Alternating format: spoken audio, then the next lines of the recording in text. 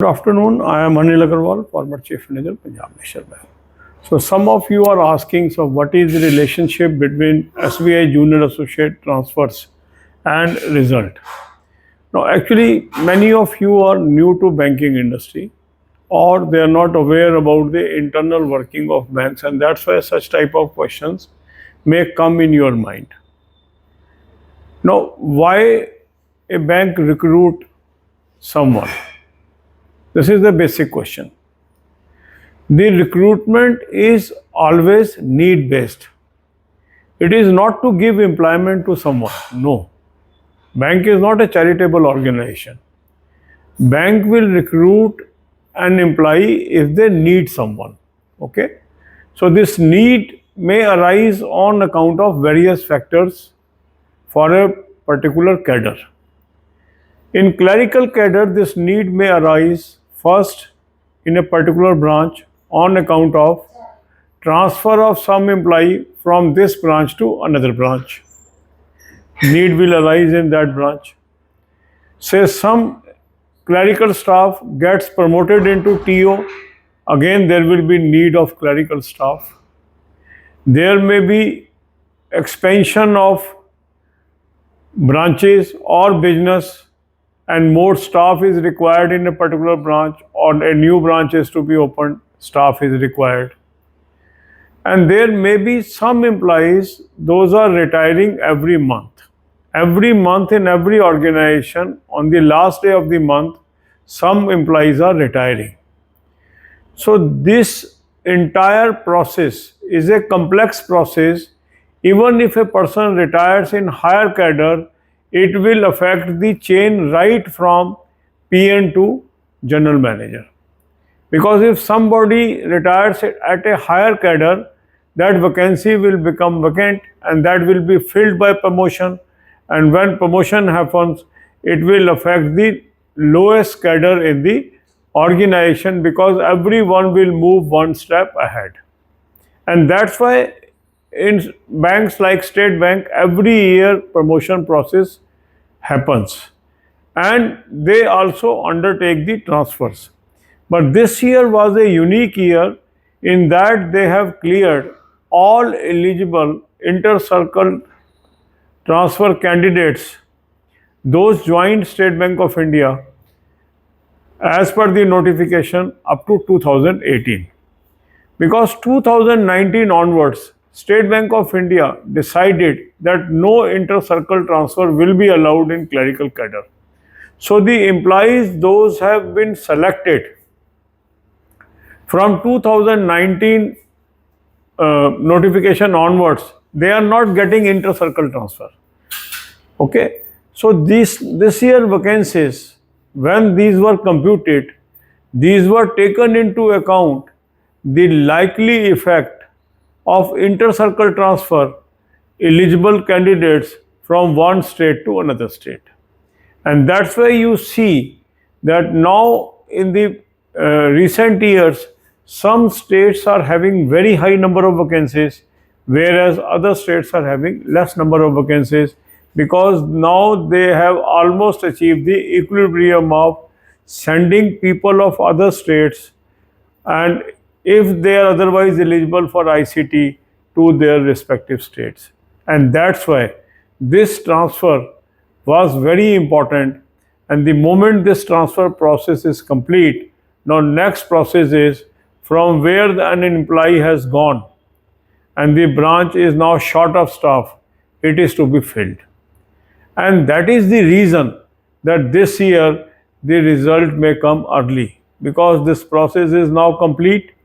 These branches may be asking for the staff, and unless result comes, unless DV happens, how joining of new staff will happen.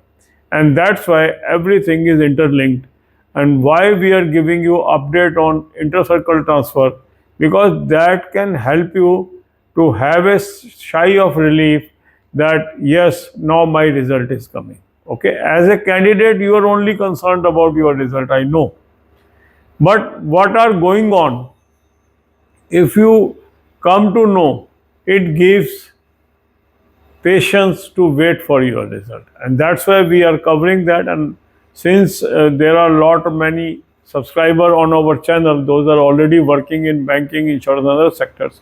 So whatever information we gather from them, we share on this channel. For purposes to just to help you to wait. God bless you all. अब यही बातें हम हिंदी में करेंगे। आप में से कुछ लोगों ने पूछा कि सर ये इंटर सर्कल ट्रांसफ़र का रिजल्ट से क्या लेना देना है और ये हम क्यों डिस्कस करते हैं। देखो, इस प्रकार के प्रश्न आपके मन में इसलिए आते हैं क्योंकि काफ़ी लोगों को बैंकिंग के बारे में कोई जानकारी नहीं है और बैंकिंग सिस्टम कैसे चलता है ये भी उनको नहीं पता है। काफ़ी लोगों को ये भी नहीं पता है कि बैंक में वैकेंसी क्यों आती है।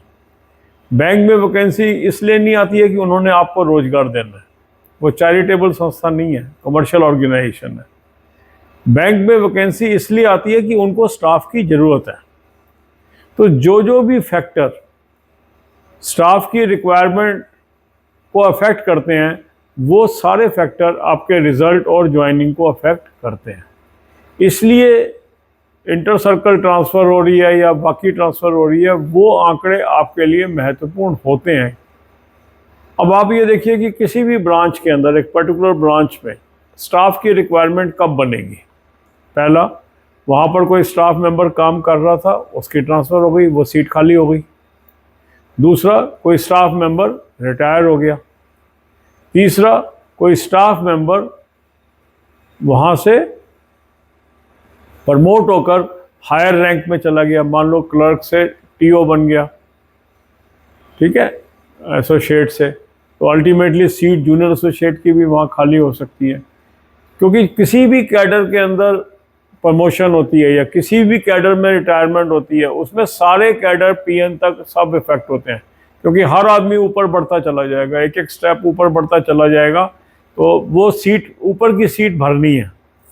बैंकिंग के अंदर क्या होता है, ऊपर की सीट खाली नहीं रख सकते, जो हायर रिस्पॉन्सिबिलिटी की सीट्स हैं वो खाली नहीं रख सकते। तो उनको भरने के लिए जैसे जैसे रिटायरमेंट होती है, जैसे जैसे एक्सपेंशन होती है, जैसे जैसे रिक्वायरमेंट होती है, सारी सीटें नीचे तक की उससे अफेक्ट होती हैं, ठीक है। और बिजनेस एक्सपेंशन की वजह से भी सीटों की ज़रूरत हो सकती है, स्टाफ की ज़रूरत हो सकती है। किसी पर्टिकुलर ब्रांच में कम स्टाफ है, वहाँ स्टाफ बढ़ाना है, उससे भी स्टाफ की ज़रूरत हो सकती है। तो इसलिए ये बहुत महत्वपूर्ण है। इस साल का इंटर सर्कल ट्रांसफ़र इसलिए भी महत्वपूर्ण है क्योंकि 2018 तक के जो लोग थे, जो 2018 तक के नोटिफिकेशन के अंतर्गत जिन लोगों ने state bank junior associate join किया था, केवल वही लोग इंटर सर्कल ट्रांसफ़र के लिए एलिजिबल है, तो वो पेंडिंग थे।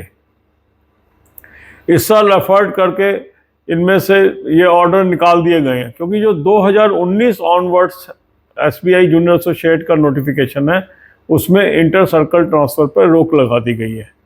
तो जो 2019 के बाद के नोटिफिकेशन के तहत सेलेक्ट हुए कैंडिडेट, उनकी तो इंटर सर्कल ट्रांसफ़र होनी नहीं है, तो वो महत्वपूर्ण भी नहीं है कि वो ट्रांसफ़र हो रही है या नहीं हो रही, क्योंकि उस सर्कल की जो रिक्वायरमेंट है, जितने उस सर्कल में लोग रिटायर होंगे, प्रमोट होंगे, उसके अनुसार कैलकुलेट हो जाएगी। पर क्योंकि इस वर्ष इंटर सर्कल ट्रांसफ़र से भी कई सर्कल्स में वैकेंसीज अराइज होनी थी, तो इसलिए आप देखेंगे इस साल के नोटिफिकेशन के अंदर जो स्टेट टू स्टेट वेरिएशन भी बहुत अधिक था, क्योंकि जो लोग दूसरे स्टेट के दूसरे स्टेट में कार्यरत थे, उनकी जैसे ही ट्रांसफ़र होगी तो वो सारी पोस्टें खाली हो जाएंगी, और वो किससे भरी जाएंगी, जो आप ये जो नया बैच है इसकी ज्वाइनिंग से। तो जब वो ट्रांसफ़र कंप्लीट हो गई तो नेचुरल है वो सीट खाली हो गई, तो ये एक कारण बनता है रिज़ल्ट को जल्दी निकालने का, क्योंकि रिज़ल्ट निकलेगा, उसके बाद डीवी होगा, उसके बाद ज्वाइनिंग होगी। तो यदि पहले का काम पूरा हो गया है तो हम ये उससे कंक्लूड कर सकते हैं कि जो बाद का काम है, मींस जो एसबी जूनियर एसोसिएट का रिज़ल्ट है, वो भी जल्द आएगा। सिर्फ ये जो सूचना मैं आपको देता हूँ, उसका मकसद ये है कि आप आसानी से वेट कर सकें, क्योंकि जब हम वेट कर रहे होते हैं तो हमारे मन में शंकाएं आती रहती हैं कि क्यों लेट हो रहा है, क्यों नहीं रिज़ल्ट आ रहा, टेक्नोलॉजी इतनी फास्ट है, फटाफट रिज़ल्ट क्यों नहीं निकाल रहे हैं। पर रिज़ल्ट निकालना उनकी प्रायोरिटी नहीं है, इस बात को हमें समझना है। उनकी प्रायोरिटी है मुझे स्टाफ की कब ज़रूरत पड़ेगी, क्योंकि स्टाफ को जैसे ही भर्ती करेंगे उसी दिन से तनख्वाह देनी है, तो फालतू तनख्वाह देने में वो इंटरेस्टेड नहीं है। तो जब पीछे से कोई आगे बढ़ेगा तभी पीछे जो रिजल्ट में वेट कर रहे हैं उनको भरना है। इसलिए रिजल्ट का टाइमिंग, डीवी का टाइमिंग, ज्वाइनिंग का टाइमिंग सब इंटर रिलेटेड है। कब कौन सी ब्रांच खोलनी है, कौन सी ब्रांच को स्टाफ देना है, ये सब एक कैलकुलेशन है, कम्प्लेक्स एक्सरसाइज है। और जो एचआरडी डिपार्टमेंट्स हैं वो दिन रात इस काम में लगे रहते हैं। हमें लगता है कि कोई खाली बैठे हुए हैं, कोई खाली नहीं बैठता है। वो दिन रात इस काम में लगे होते हैं और पूरा टाइट शेड्यूल होता है पूरे साल का। जब आप इन डिपार्टमेंट्स में पहुंचेंगे, काम करेंगे, तो आपको लगेगा कि हम बाहर बैठे वैसे ही इतनी बातें बनाते थे, इसने क्यों लेट कर दिया, ये क्यों नहीं रिजल्ट निकाल रहा। सब लोग अपने अपने काम को मुस्तैदी से कर रहे हैं। सिर्फ बात यह है कि क्या हमें वो पता है कि दूसरी तरफ क्या हो रहा है। तो क्योंकि हमारे चैनल पे बहुत एम्प्लॉइज़ हैं जो ऑलरेडी वर्किंग हैं डिफरेंट बैंक्स के अंदर, तो उनसे हमें इंफॉर्मेशन मिलती रहती है। तो वो इंफॉर्मेशन मैं अपने पास ना रोक के आप तक शेयर कर देता हूँ। सिर्फ इतना ही उसका मकसद होता है, ताकि आपको एक चैन मिल जाए कि हाँ कुछ चल रहा है, अब कुछ होने वाला है। ठीक है। God bless you all.